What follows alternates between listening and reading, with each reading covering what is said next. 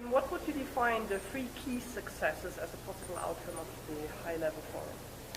Well, I think a recommitment to the human rights-based approach is vital, and we're very worried at this time that this is being diluted. And associated with that is the enabling environment for CSOs.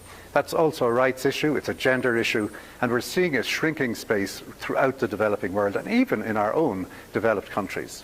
And thirdly, with the emphasis coming on the private sector, we need to see the private sector role in development defined and accountable according to the principles of the Busan Declaration, and no free rein for the private sector to rampage across the developing world, stripping it of its assets without paying proper taxes and without being accountable. So, Roselynn, what would you like to see as the three key outcomes of the high-level meeting? One of the three outcomes I would like to see as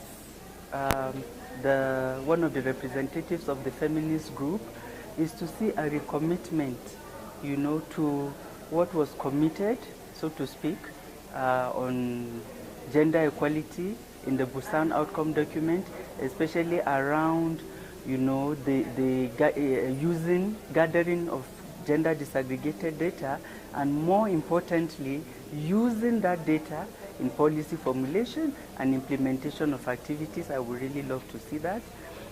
One would not need to gaze at the crystal ball to also know that one of the things we really want to see is for the country partners, the donor partners, to put their mouth where their money is. Because once the political will is there, the best way to demonstrate it would also to support it financially.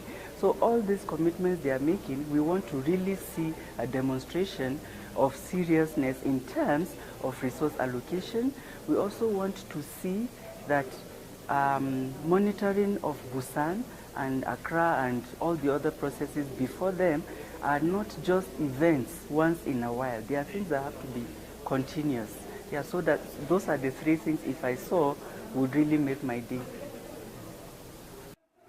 What are the three outcomes you would like to see out of the high-level meetings?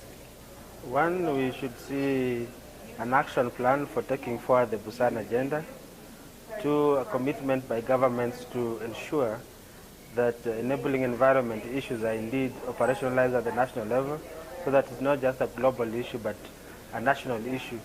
And we expect that governments will include CSOs in improving this enabling environment. The third issue, we expect that we will come up with a timeline for implementing the unfinished business in the Paris Declaration framework, and we hope that indeed there will be a declaration towards that end.